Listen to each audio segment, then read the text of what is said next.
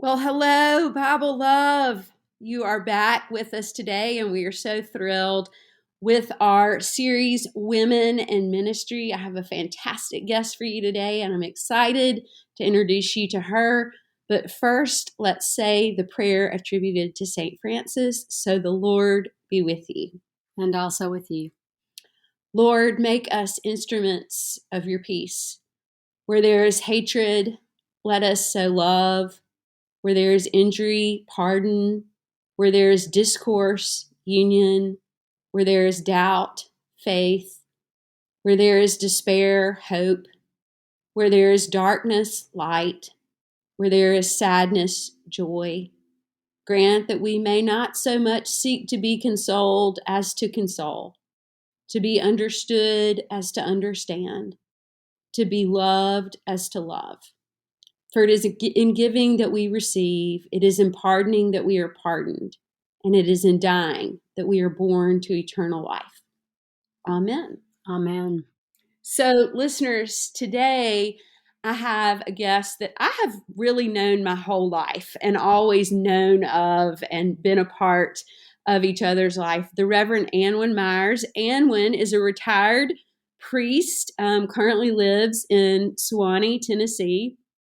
But we have a lot in common. We're both from Mississippi, both priest kids.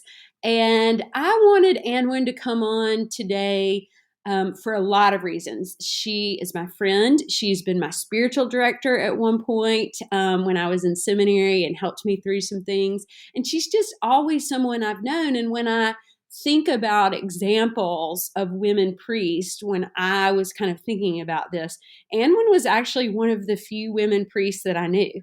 You and Liz Jones, you were the only ones I knew. And so she's just always been a part of my heart and part of my family's life. So Annwyn, thank you so much for being with me today. I thank you. Happy to be with you. Back with you again. Yeah. So Annwyn, you grew up in the Episcopal Church in Mississippi, and I am so proud to say you were the first ordained woman in the Diocese of Mississippi. What year was that, Annwyn? 1984. But a little bit of a correction. I was the first woman ordained, Ordained, right. literally having hands laid on. There was a woman that came in a few months before me who was already ordained. Already ordained. Okay. I was the first female that our beloved Bishop Gray laid hands on. That's awesome. I love that. So, Annwyn, talk a little bit, if you don't mind, about growing up in the church. Bishop Gray, who you mentioned, who Annwyn and I just adored so much, and being called to ministry specifically as an ordained person, really early in your life, and not knowing any other women that had experienced this. Tell me about that. Of course, I think of all kinds of things. Well, like you said earlier, we are PKs, preacher kids, priest kids. And so I grew up in the church, and I remember as a little girl standing right by my daddy after church was over as he was shaking hands and just looking up to him. And he sort of was the spiritual advisor for all my friends. And so that was a vicarious way of really respecting and honoring him. And so I grew up in the church. I was very active in youth ministry. My parents were divorced in 1970. Mm-hmm. I was a junior in high school, and that was a very difficult time for me. But I was embraced by the community at Camp Bratton Green in the Diocese of Mississippi. My mama, she decided that the best thing to do for my sister and me was to move north to where her family was. Mm-hmm. And so I was very, of course, very distraught. So she shipped me off to camp to be a counselor. Unbeknownst to me, she dropped me off, and I think she thought that it was better that I be over there. So anyway, I of course fell in love, and with the community there. I had a lot to do. I loved the summer, met a lot of clergy who knew my dad, who knew my situation, and they each in their own way drew me out and gave me the opportunity to kind of just break down some of that pain that was so deep in my heart at that point. So I would keep going back to Bretton Green every summer.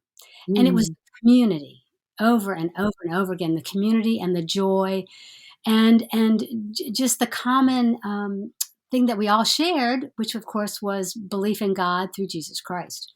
mm, So I kept going to Bratton Green, and then to kind of make a long story short, I wound up working at the bookstore in Jackson, Mississippi, managing the bookstore, and got to know the dean there, Sid Sanders, and um, it was with his spiritual mentorship that I began to think about, oh, maybe I'm being called to this.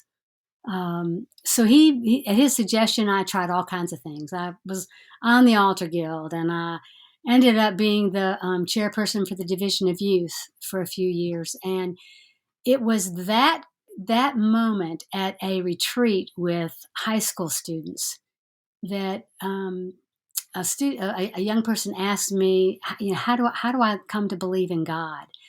And I realized that I didn't have the theological mm, background or understanding, and I thought, man, these are the kind of questions I want to help people deal with. And so I began to think about, oh, wouldn't it be great to go get a seminary degree? At that point, I couldn't. There was no such thing as the ordination of women.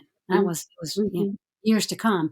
So Um, you were going to seminary knowing you wouldn't be ordained. No, no, no. I began to think about it, and I Wow. just and I so I went to see Bishop Gray to say, "Can I just go and get this? Get an MA, a master's?" You Mhm, and he began to kind of push me, mm, as did Dean Sanders at the cathedral. They're wonderful staff at the cathedral who I worked with, and right. so they began to sort of say, maybe you should think about this. And I thought, no, no, no, no, because honestly, the only women that I had seen who were doing that at this time, the ones that were ordained irregularly, I Mhm, mean, they were tough, mhm, tough mhm. women, and I didn't feel like I was that tough. Um, And but anyway, so fast forward, I went through the discernment process and was accepted as the first woman, and I set off to go to Virginia Theological Seminary in the fall of 1981. So wow. That yeah, how do you mind me asking how old you were, Anwyn, when you did that?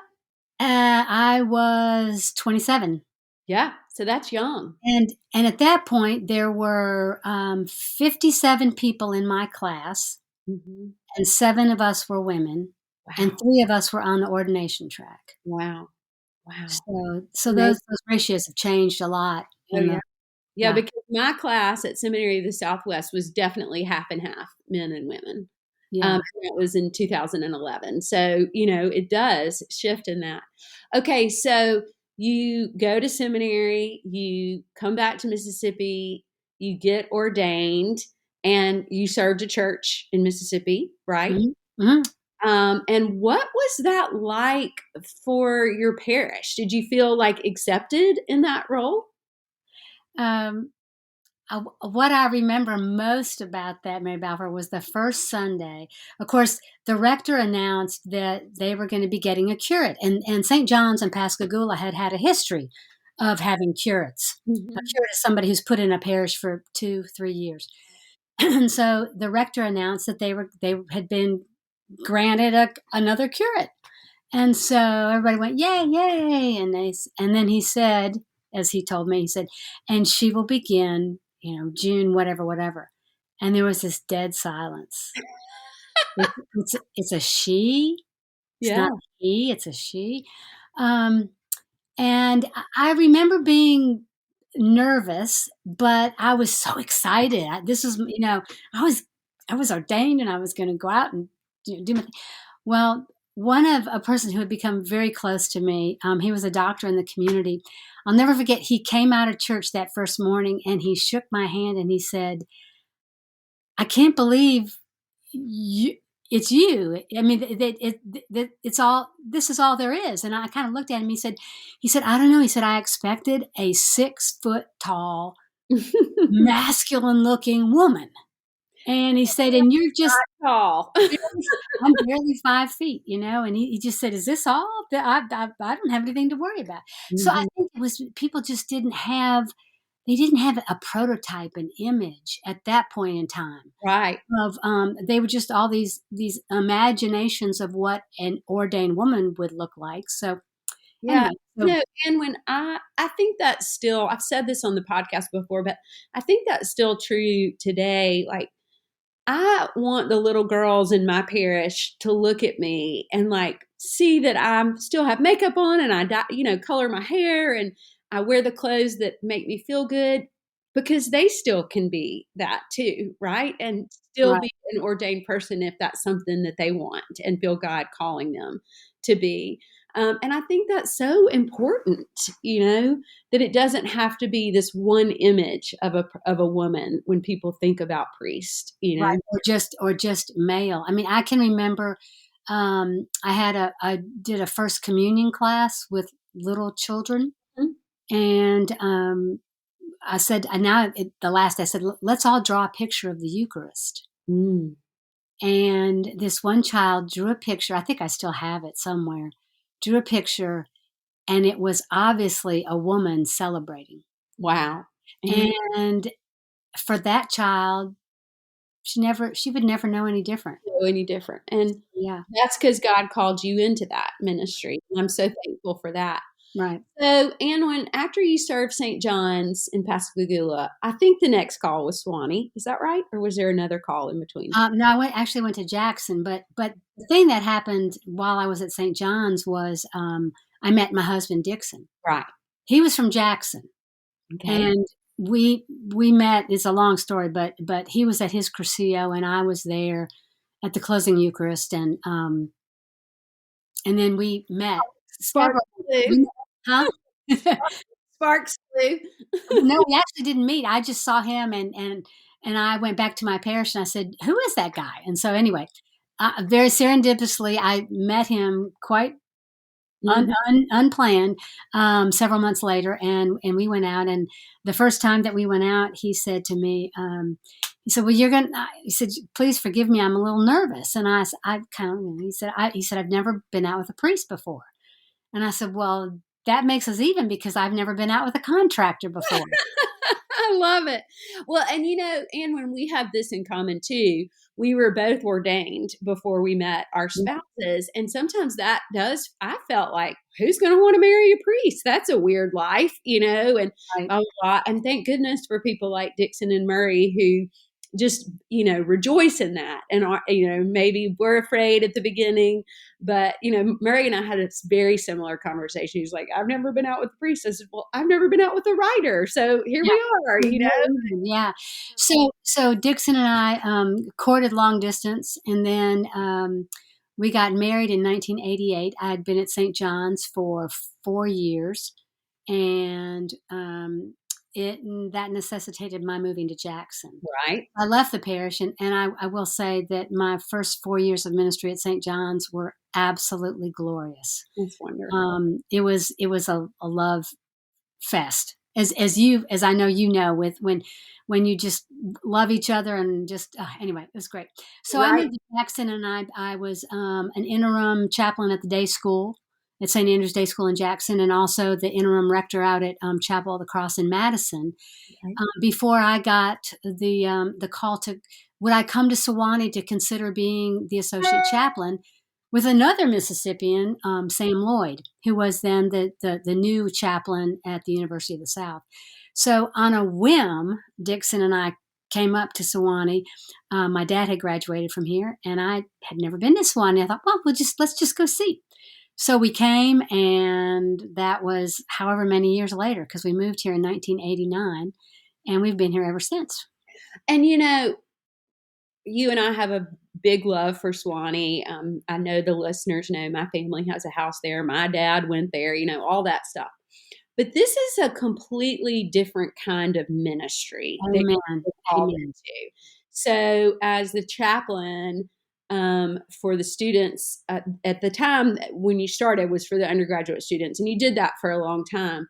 This is loving them and caring for them and I know so many people that were loved and cared and saw God's love through you and Sam in that time when they were undergraduate students. So tell me about that kind of ministry. So you're not really in a parish anymore. You're still working in a church, but it's a different type of Right. talk about that. Well, it is absolutely a very different ministry. In the parochial setting, you've got births and baptisms and uh, Sunday school and inquires classes and marriages and couples that are struggling and children that are. I mean, you've just got the full range of pastoral situations, and then all the rounds of the services Mhm. and just daily life with a by and large a pretty regular group set of people. So I come up here and there's a whole nother layer on the work that I did as a chaplain because you are embedded in an institution. Now, Sewanee is an Episcopal institution for sure, owned and operated and governed by the Episcopal Church. But I remember I wanted to change the language, the thee and the thou and the they of the university prayer, and I just rewrote it. And then somebody said, "Oh, no, no, no, no, no, that's governed by the ordinances of the the institution." So yeah, so there's just a lot of different layers. You have I'll use the word bureaucracy that you Mhm. have to work through when you do things. But a lot of our life together was around events associated with the academic world, Right. opening convocations, graduations, commencement, those sorts of things, regents, Eucharists, that kind of thing. Well, Anwyn, also, like, I'm thinking, and I know he would not mind because he's a dear friend of mine. Like, I'm thinking about our beloved Seth Olson, and he listens to this, our dear friend. You had Seth for 4 years undergraduate, and then they leave, right? I know you had Seth a little bit longer because he was a chaplain, but it's like you only get them for a little bit of time to live into their lives. Talk about that. What does that feel like? One of the things that Chaplain Tom Ward, another Mississippian, I know. they call us the mafia up here, the Mississippi Mafia. Good people. Um, Tom brought the catechumenate to the our program at All Saints, and meeting every Wednesday night, and that's a place where you can seriously and curiosity. I don't know what the word for that is, but you can explore your faith. Mhm. And what I started to discover was that we didn't we didn't get a lot of students involved freshman and sophomore years because they were experimenting with freedom and Right. doing all kinds of things. And then after that gets a little tired, they start to ask the deeper questions like, so what am I doing with this one marvelous life I've been given? What am I doing with it? And the catechumenate was a place where every week you could come and explore those issues, and you had a safe place to talk about what is faith, what is the Holy Spirit, who is Jesus, what does it mean to be to practice orthodoxy and orthopraxy. What does it mean? Um, and how can I be a faithful follower of Jesus? So, a lot of times the relationships came in that third and fourth year. And Interesting. then, of course, you get them there and you just form these incredible relationships, and then they leave. So that's hard. Every year you're saying goodbye to people that you've made really deep relationships with. So that was a hard part. That was Yeah, I would imagine. Yeah, And when in the midst of this, you and Dixon have children, right. right? And would you talk a little bit about being a priest and raising children, what that was like? It may have been a little bit different for you as the role of a chaplain versus being in, I don't know. Talk about that. Um, I found that people were very excited. Students were really excited. Of course, I had a never failing succession of child caregivers, They were all around you, right? and I knew all the good ones. Um, but I think people were excited to follow that. I was the advisor for a sorority, they just embraced when Pierce Myers came into the world. They were just like, oh, they were so excited to meet this creature. I will say I'm not sure it's really very different from what you would experience in the parish, because there were situations like I'll never forget. It was Tillman's first birthday, and so we were having little friends over, and and there was a crisis, And you still had to go deal with and it. I still had to go deal with it, and I had to leave the party. And I experienced that growing up. I remember my dad got a call that there had been, he, as a priest at St. Philip's in Jackson, he got a call Christmas Eve that there was a suicide in the parish. And so he had to go. So those are some of the things that you just have to, that's Right. part of And salvation. maybe it makes it easier for us, Anwyn, because we grew up that way too. Like it Yes. was kind Yeah. of part of what we knew. I mean, I knew many times when Daddy was gone, and I knew he was where he needed to be. And I think that makes it easier now when I have to go do those things. Is that that's where I'm needed to be, where I need to be, and where God needs me. But I always admire the women priests in my life that have had children I've not, and the way that you balance that. You know, Right. it's incredible, and I'm grateful that you could do it.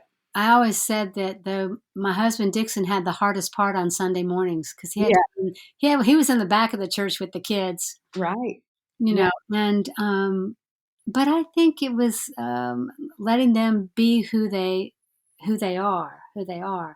Uh, just some hilarious stories. I remember on Easter Sunday, I had, prior to Holy Week, I'd gone out and bought matching outfits for the boys, and they show up at church, and my youngest Tillman is in cowboy boots on the wrong feet, wearing a Batman cape and carrying his empty Easter basket.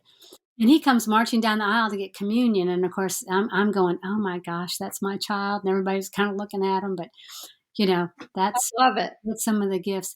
One of the hard parts, I think, about being in a college setting raising children is that we had some deaths. We had some college students that were in car accidents, that overdosed, and I had to deal with that. And then I would come home to my own children, and not that I was projecting the future onto them, but it just made me just realize how precious life really is. Right. Yeah, Um, yeah, I can see yeah, that. yeah.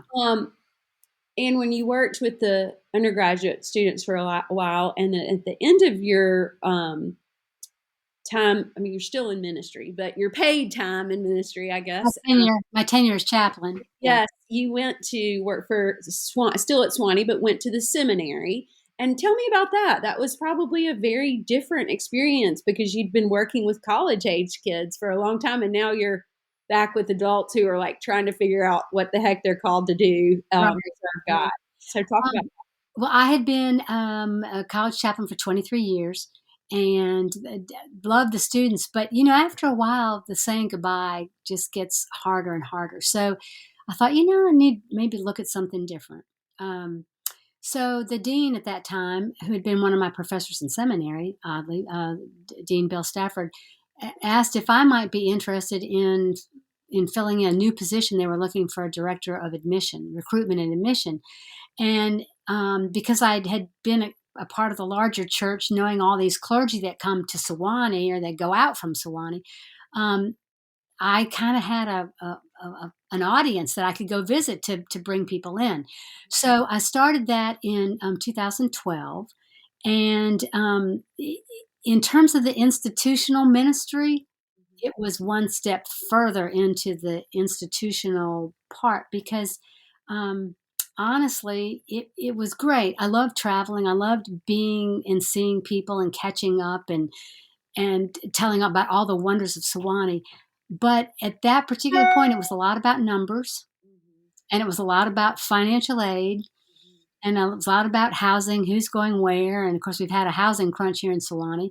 So it was, I I was taken further away from the pastoral part of ministry that I so loved and feel so called to. And So you're so good at. yeah. So, because you've got the dean of community life, and so I that wasn't part of my responsibility, though I missed it and I loved it when I could do it. But I just it was a hard that was a hard part for me. So when it came time for me to consider maybe retirement, that was it was a good 5 year run, and we learned a lot, and I think the seminary learned a lot, and now they have a great guy that's doing it, and so that's all good. Yeah. And so you retired Retired years in ago, and I was asking Annwyn before we got on.